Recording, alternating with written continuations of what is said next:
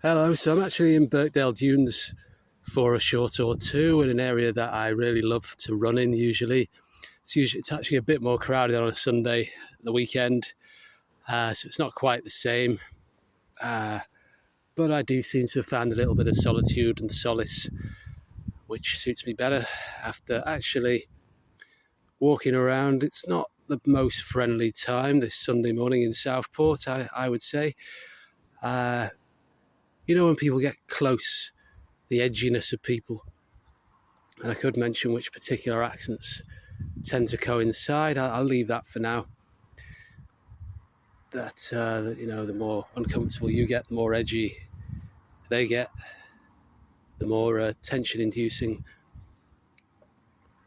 and brings me back to that point about the narcissism of casual encounters, toxic narcissism of casual encounters, sometimes touched upon in a more mechanical way, like Richard Granny used to say that he'd flash back just walking somewhere to get a pint of milk when he was a student. What he actually means by that, how vulnerable it made him, he didn't quite make clear, what the status is of people relative to them. I'm actually reading a very good novel based on a very paranoia type of film from the 60s, Seconds, which starred Rock Hudson. I haven't quite completed it yet. It's a point there about it or two. Some people say that's to do with self-help and the burgeoning self-help idea in the 60s, it was more about just start somewhere afresh. You could move somewhere else. You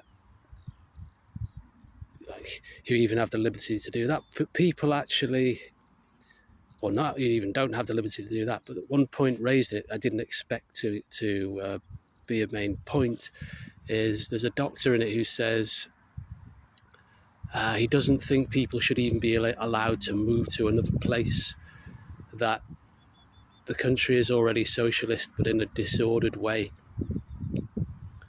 And particularly in an area like this we might regard as socialist, but it depends who's moved en masse to where, doesn't it? The mass movement to this country.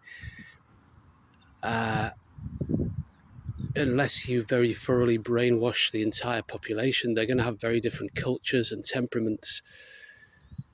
Take this area, Southport, it's nominally Merseyside, but it's not Liverpudlian. I mean, we got Liverpudlians here, of course, who either live here, near here, or visit a lot.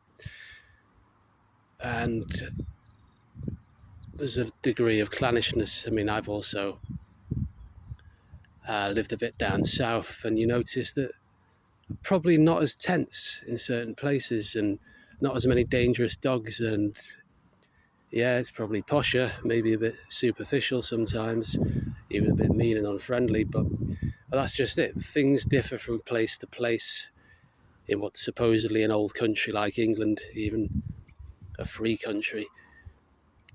We're not very good at this freedom thing, respect and tolerance, are we?